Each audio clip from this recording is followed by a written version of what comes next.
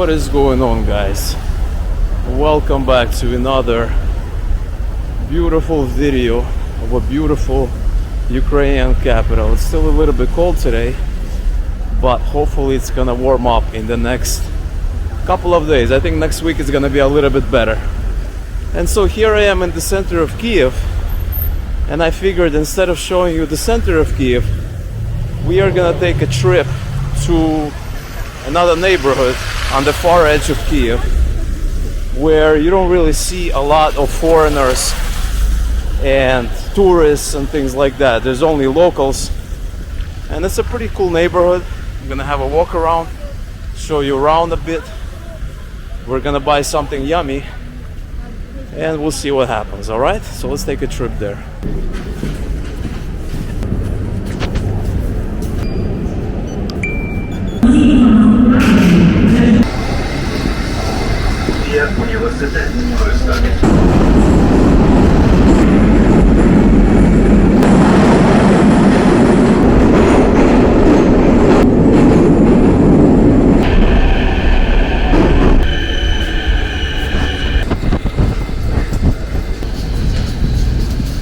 So here I am in a neighborhood outside the center, and this is the last stop on the metro if you're going onto the west side, and this area is called Akadem Gorodok. And this is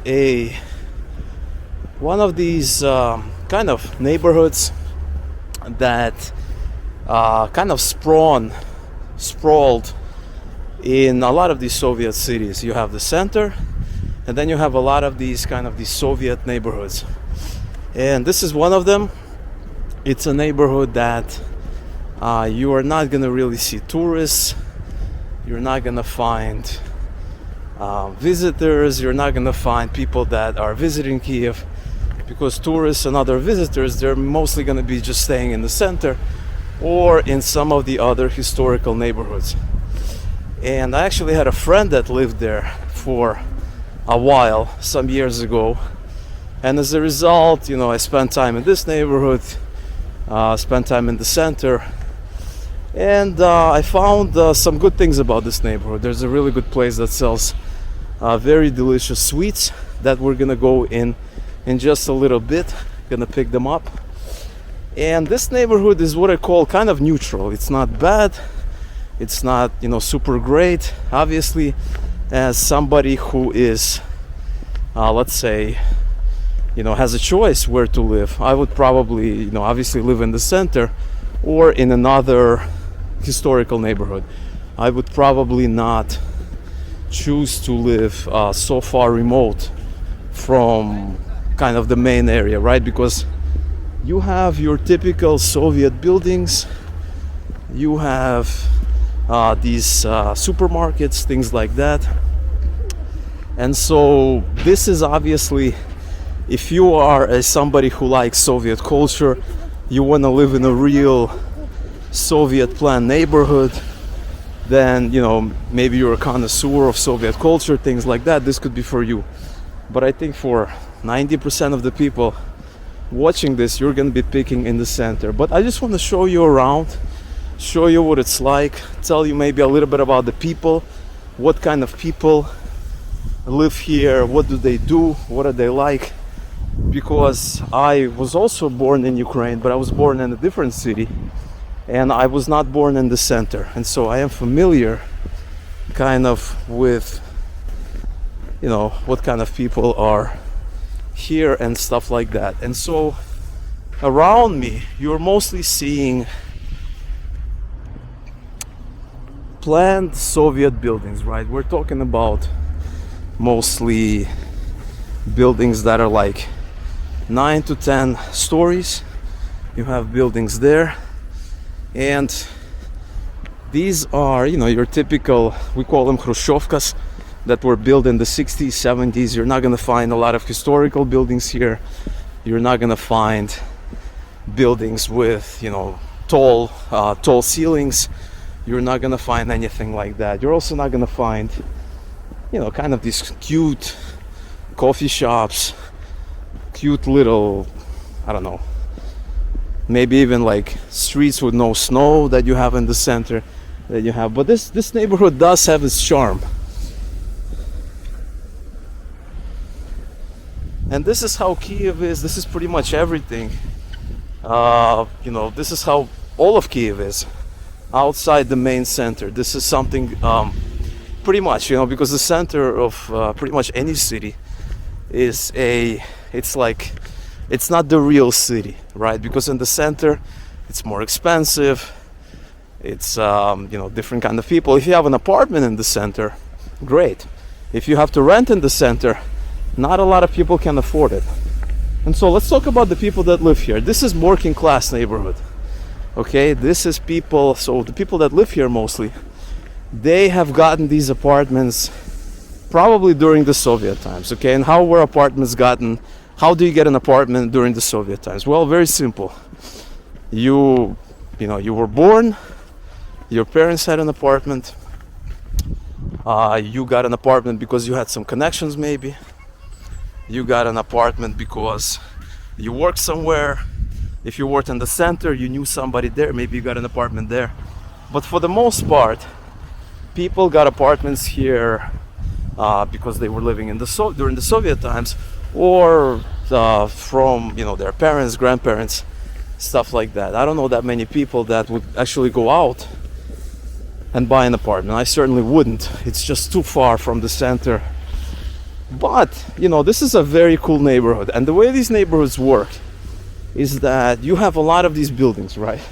It's like in Russian we call it mikrorayon, which stands for kind of a little neighborhood, a little area. Mikrorayon, mikro stands for small, rayon is a neighborhood, and they're pretty much all over these Soviet cities.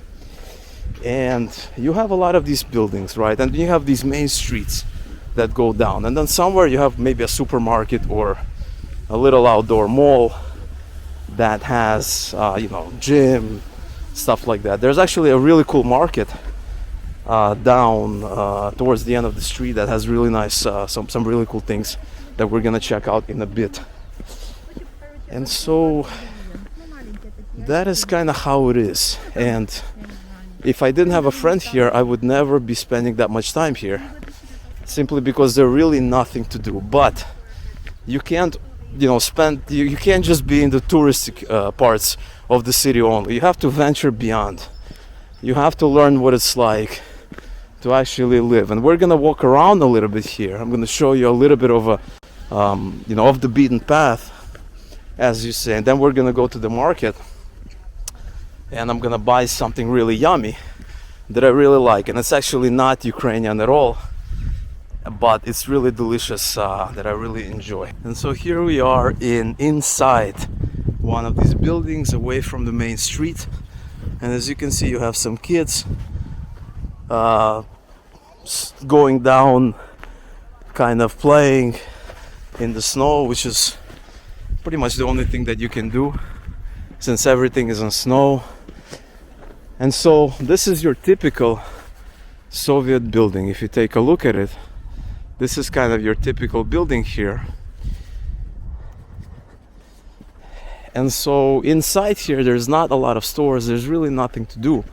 The only thing there is to do, they may have a couple of small little mini marts that take care. They kind of have these local ones. But for anything else, you have to either walk, if it's close by, to a bigger supermarket, or you have to drive to a mall somewhere. So you don't have obviously that downtown feel where you have public transportation, easily accessible, stuff like that. Now, of course, you do have public transportation here. You have these marshrutkas that are called. You have the metro, which I used to arrive here, but it's kind of ways away, and it's really not very convenient in terms of the daily life. And so right in front of me, what you see is a newer building. Okay, this is not a Soviet building, as you can see. This is a newer building because it obviously differs from some of the other buildings. So this was built later. Maybe it was built in the 90s, who knows, maybe in the 2000s, but that is a newer building. And so That is kind of the thing. And so in this kind of neighborhood, you need a car, you need your own form of transportation, simply because you can't just walk outside and grab a bus. Now, let's talk about the kind of people that live here. So most of the people that live here are working class. Okay, you're not gonna find any oligarchs here. You're not gonna find very, very rich people. These are families mostly with kids. Maybe the mom is taking care of the family. Maybe the dad is working. Maybe some blue-collar job. Maybe the mom is also working, and the kids are being taken care of by their grandma, some kind of extended family member. That is the situation. But for the most part, these kinds of people that live here, they could be working anywhere in terms of the city. Some of them work in the center. Maybe if you went to some kind of a store, like there's a store in the center that I go to from time to time to buy, random stuff. It's just across the street from where I live. And the woman that works there, she actually lives not in this neighborhood, but even a more remote neighborhood. Okay, and she told me that she almost missed her bus back home, and she told me the name of the neighborhood. And that neighborhood is even further away. Okay, and so that just gives you an idea. And obviously, the further away the neighborhood is from the center in Kyiv, the more, the cheaper it is, the less money the people have, and kind of, I would even say, the more issues maybe the neighborhood has. That really depends. And so this neighborhood is this is pretty much almost the edge of Kyiv here, okay? I think this is like 30 minutes by bus, by metro from the center. And if you keep going, you're gonna reach the end of the city limits of Kyiv. And that's kind of how it is. And so I think in like maybe 15 minutes, 10 minutes by car probably, maybe even less than 10 minutes by car, I'm gonna be in Kyivskaya Oblast, which is the area, right? Ukraine is divided into oblasts. You have main cities, Odessa, Kyiv, Dnipro, and you have different oblasts where the main cities are. And so that is kind of how it is. And so we're pretty much almost on the edge of Kyiv in that regard. And then you're in Kyivskaya Oblast, where people also live there. I know somebody that works in the center. Well, not just somebody, many people that work in the center, but they live not even in Kyiv, but they live in Kyivskaya Oblast. They live pretty far away, and that is something to consider. And so if you look across the street, you're gonna see one of these little outdoor malls, business centers. You have a bank, you have a gym, you have some stores, you have a couple of things there. And this is where a lot of people go to. And then in front of me directly is a bus depot, which is great, unless it's during rush hour, which is not so great, because these buses are packed to the gills, and they're huge lines of people trying to get out to go back home during rush hour. And so that is kind of the situation. Yeah, they have public transport, but it's a pain to get home, because you'll have to stand in line to catch the bus. You're not gonna be it's not like you just get out, get a bus and go home. But that's the case anywhere. That's the case in New York. That's the case in a lot of these big cities.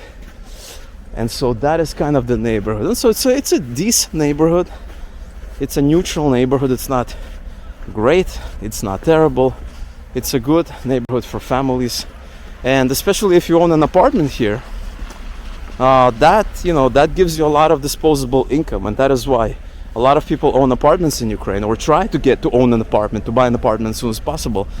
Because when you do that, you just buy an apartment. You don't have to pay 500, 400, 300, 700 bucks for an apartment. And that is really just saves you a lot of money right off the bat.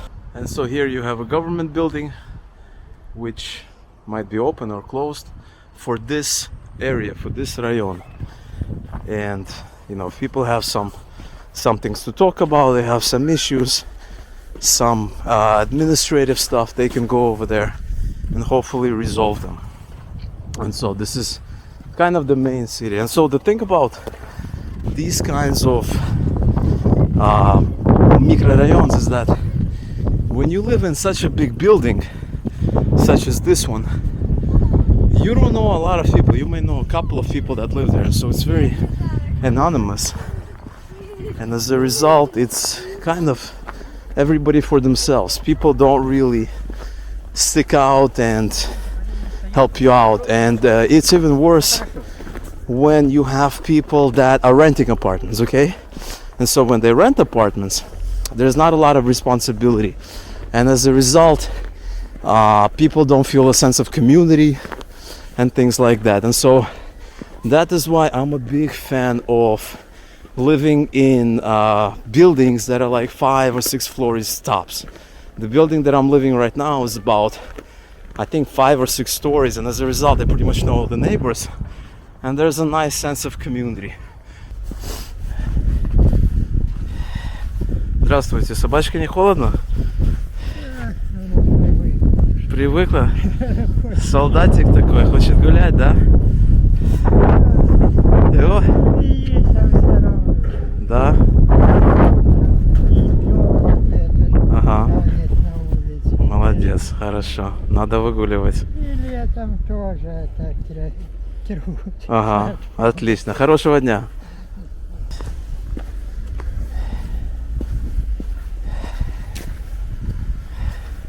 Здравствуйте, тут что, водичка есть, да? Вам попить? Не, просто интересно, гуляю. А вот одна замерзла. Ага. А это вы тоже еле-еле дышите. А ее пить можно, да? Питьевая? А? Питьевая вода? Да, питьяная каша. Вау. Даже покупать не надо тогда, да? Конечно, никто не покупает. Вы что? Морщинскую не надо уже, да? Не надо. Тут хорошая вода, лучше, чем Моршинская. Класс.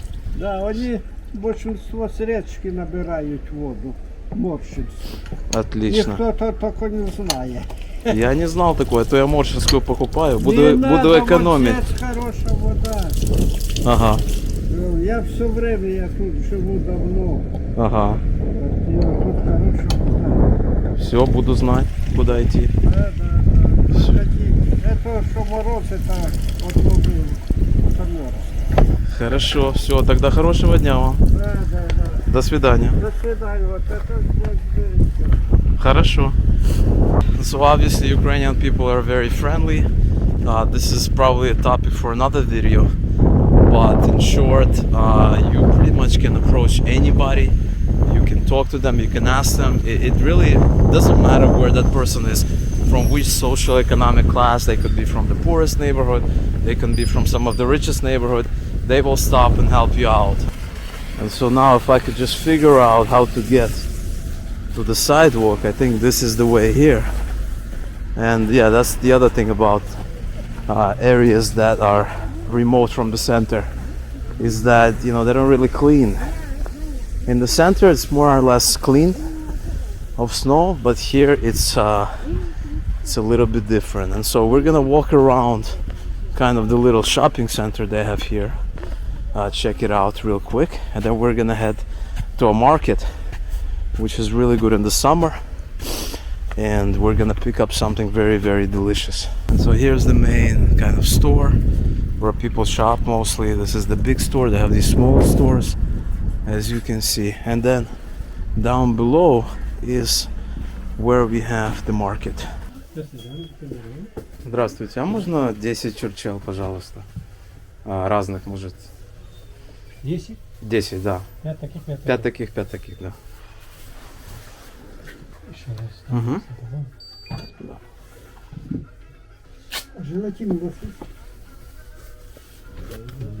Спасибо большое. Хорошего дня. До свидания.